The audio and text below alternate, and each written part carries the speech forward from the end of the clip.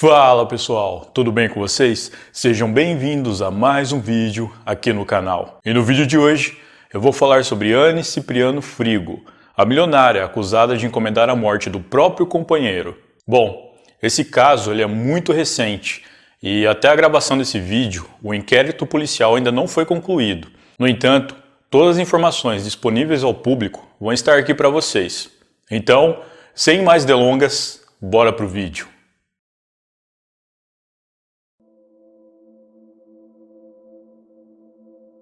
Anne Cipriano Frigo é uma empresária de 46 anos que, até onde se sabe, vivia no bairro Vila Nova Conceição, um dos mais nobres bairros da capital paulista.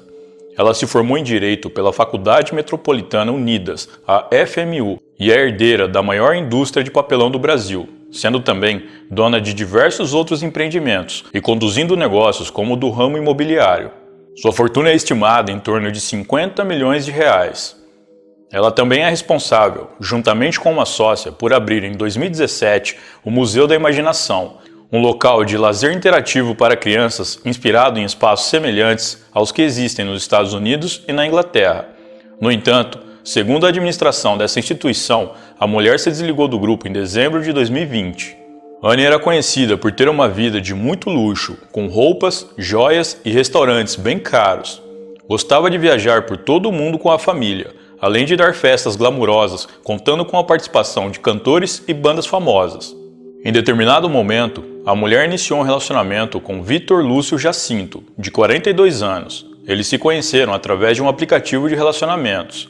No início do relacionamento, Vitor Lúcio mentiu, dizendo ser um agente da Polícia Federal e possuir uma empresa de vigilância, sendo que, na verdade, ele trabalhava como segurança em um restaurante na zona sul de São Paulo. Após 8 meses de namoro, Anne descobriu a farsa, mas mesmo assim ela continuou com o relacionamento e ainda convidou o homem para morar com ela. Não demorou muito e ela ofereceu um emprego melhor para ele, onde ele ajudaria ela a administrar seus negócios do ramo imobiliário. E foi assim durante os 4 anos que eles viveram juntos. A empresária ainda costumava presentear o companheiro com objetos caros e de luxo. Entre eles estava um carro Porsche Carrera, avaliado em quase R$1 milhão, e uma bicicleta avaliada em cerca de R$120 mil. Além disso, para que Vitor pudesse estar mais próximo de seus clientes, Anne se propôs a pagar o aluguel de uma casa para ele num condomínio no Alphaville, em São Paulo. O aluguel desse imóvel era mais de R$30 mil mensais. Conforme passaram-se os anos, a relação entre Anne e Vitor foi se desgastando, e o casal foi ficando cada vez mais distante. De acordo com pessoas próximas, Anne era muito ciumenta e possessiva, o que desagradava Vitor e gerava discussões entre o casal. A empresária não teria se conformado com a suposta infidelidade e decidiu partir para uma decisão extrema, a de encomendar a morte do próprio parceiro. Segundo a polícia, Anne Frigo procurou Carlos Alex Ribeiro de Souza, um corretor de imóveis de 28 anos que trabalhava para o casal, e ofereceu a ele a quantia de R$200 mil para que ele matasse Vitor. O crime ocorreu no dia 17 de junho de 2021. De acordo com as investigações, Carlos foi à casa de Vitor por volta das 4 da tarde e o convenceu a ver um imóvel, alegando que era por conta do trabalho, já que ambos faziam parte do ramo imobiliário. A morte aconteceu no meio do caminho para o imóvel, enquanto os 2 homens estavam em um veículo Audi na rodovia Castelo Branco. Com o carro ainda em movimento, Carlos pegou a arma que estava atrás do seu banco e atirou nas costas de Vitor. O disparo atingiu o coração da vítima, o matando logo em seguida. Para não chamar a atenção, Carlos deitou o banco do carona onde Vitor estava, ajeitando o corpo para baixo para que quem olhasse para o veículo não o visse. Ele ainda dirigiu por aproximadamente 30 quilômetros até o local de desova. O corpo de Vitor Lúcio foi localizado 2 dias depois, em 18 de junho, numa região de mata fechada perto da represa Guarapiranga, na zona sul de São Paulo. Ele só foi reconhecido por meio das digitais, já que o corpo estava parcialmente queimado. A vítima tinha marcas de queimaduras na cabeça e na perna direita. Tudo apontava para uma tentativa do autor do crime de dificultar a identificação do cadáver. Em depoimento posterior, Carlos disse que jogou um líquido inflamável e depois ateou fogo no corpo. No entanto, as chamas não se espalharam e se apagaram assim que o homem deixou o local. Após a polícia ter conseguido identificar o corpo, eles entraram em contato com a família da vítima e deram início às investigações. Anne e Carlos foram presos no dia 29 de junho, após uma rápida investigação por parte dos policiais do Departamento de Homicídios e Proteção à Pessoa, o DHPP. A polícia conseguiu provas da participação dos dois no crime através de vídeos de câmera de segurança, depoimentos de testemunhas que relatam que a empresária e o segurança discutiam e trocas de mensagens de celular entre os investigados e parentes da vítima. A polícia também apreendeu os celulares da empresária e do corretor para serem periciados. Em depoimento, Carlos disse ter sido procurado no fim de maio de 2021 pela empresária e que ela lhe ofereceu dinheiro para que ele matasse Vitor. Na ocasião, ela teria dito a ele que não aguentava mais e que precisava dar um fim no companheiro. Ainda de acordo com Carlos, Anne teria dito ter descoberto uma suposta traição de Vitor depois de ter tido acesso ao celular dele. Logo após abandonar o corpo, o corretor seguiu para a casa da empresária para contar os detalhes do crime.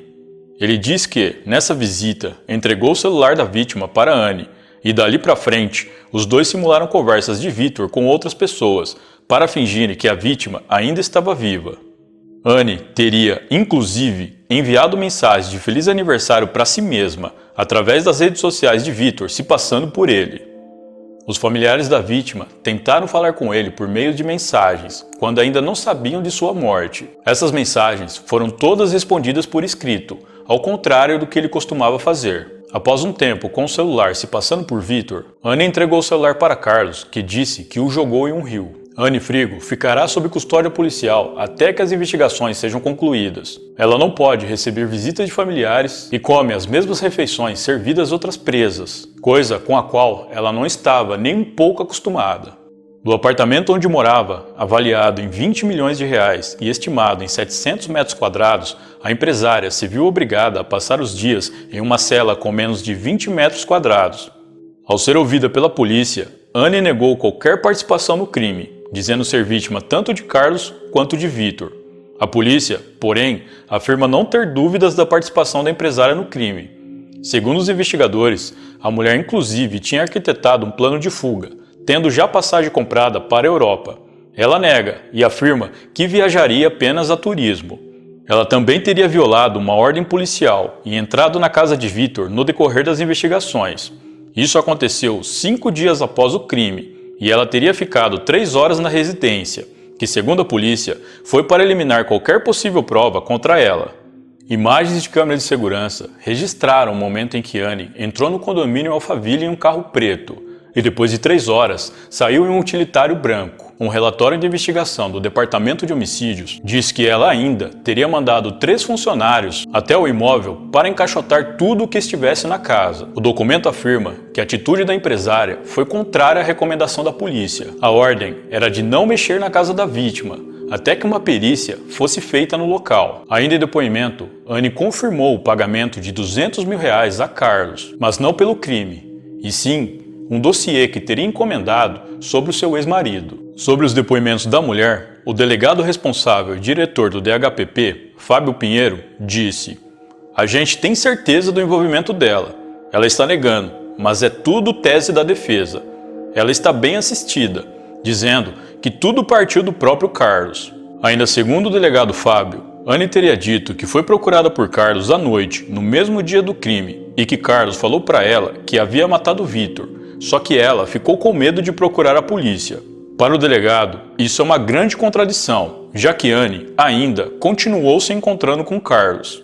Os investigadores revelaram que Carlos cooperou e ofereceu a senha do seu celular para que ele pudesse ser periciado. As mensagens trocadas com Anne foram apagadas, mas a Polícia Civil trabalha para recuperar essas mensagens, que servirão de prova no julgamento contra a empresária. Inicialmente, Anne se negou a entregar sua senha dos seus dispositivos para a investigação, mas com o decorrer do processo, ela se mostrou mais inclinada em cooperar com a polícia. Os advogados da empresária negam o envolvimento dela no crime e alegam que Vitor a explorava financeiramente. Segundo Celso Vilardi, um dos advogados de Anne, a morte de Vitor ocorreu em razão de uma disputa pelo dinheiro dela.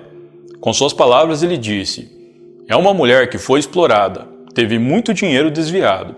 Estamos fazendo levantamentos ainda para verificar a quantia. E estamos entendendo, segundo o depoimento dela, é que essa morte se deu por uma briga entre os dois, pela disputa que tinham pelo dinheiro dela." O advogado também criticou a forma como a polícia conduziu o caso. Celso disse que a polícia tratou Anne como culpada antes mesmo de ouvir seu depoimento. Após o depoimento de sua cliente, ele declarou: "Tenho grandes amigos no DHPP. É uma delegacia absolutamente de elite, mas, conforme se verificou nas declarações anteriores, já há, na verdade, um pré-julgamento por parte dos policiais. Eles entendem que ela é a autora. Foi dito que iam concluir um inquérito contra ela e pedir a prisão preventiva, mesmo sem ouvir o depoimento da acusada.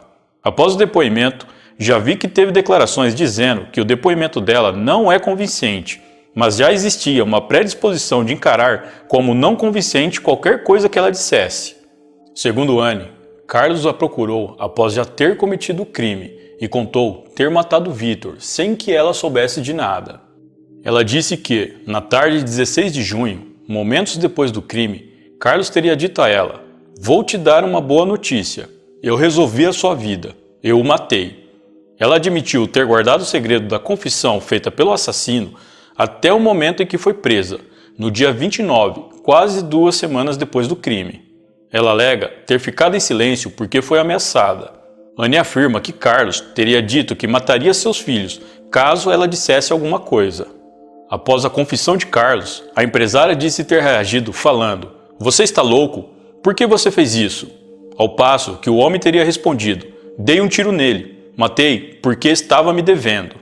O depoimento, no entanto, só reforçou a certeza dos investigadores de que ela foi a mandante do crime. O fato de, além de omitir o crime e depois ter levado uma vida praticamente normal após o ocorrido, faz com que os detetives não tenham dúvida quanto à sua participação. Para o delegado Fábio, o comportamento de Anne não bate com o de uma pessoa viúva. Ela continuou se encontrando com o Carlos, passou a senha do celular do Vitor para ele e os dois mantiveram uma farsa. Carlos mandava mensagens para Anne como se fosse Vitor, como se ele ainda estivesse vivo. Ele chegou até mandar um presente de aniversário para ela, se passando pela vítima. De acordo com a delegada Magali Caleguin Vaz, outra responsável pelas investigações, diz que, diante do vasto material probatório, a polícia pode confirmar sim que Anne é de fato a mandante do crime. Para os policiais, a mulher apresentou informações falsas em meio às verdadeiras, pelo fato de existirem provas concretas que ela não podia contornar, além da confissão do Carlos. Assim que terminar o período de prisão temporária, a polícia pretende pedir a prisão preventiva de Anne e Carlos, e os dois serão conduzidos até um centro de detenção provisório, onde aguardarão seus julgamentos. No dia 20 de junho de 2021, Anne Frigo havia reunido amigos em um restaurante badalado de São Paulo para comemorar o seu aniversário de 46 anos. No dia anterior, ela havia participado de um almoço ao lado de conhecidos e parentes, mantendo assim uma rotina normal, mesmo após a morte do companheiro. Esses eventos e o comportamento de Anne levantaram ainda mais as suspeitas da polícia sobre ela. Os investigadores apreenderam os aparelhos celulares dos acusados e a arma utilizada no crime e o veículo onde Vitor foi morto. Os objetos passarão por uma perícia e ajudarão a polícia na conclusão do inquérito. O relacionamento entre Anne e Vitor era bem discreto e pouco se sabe sobre a vida conjugal do casal, mas é sabido que eles possuíam um contrato de união estável. Anne já havia sido casada anteriormente com um empresário, com quem teve 2 filhos, dos quais ela perdeu a guarda quando se separou.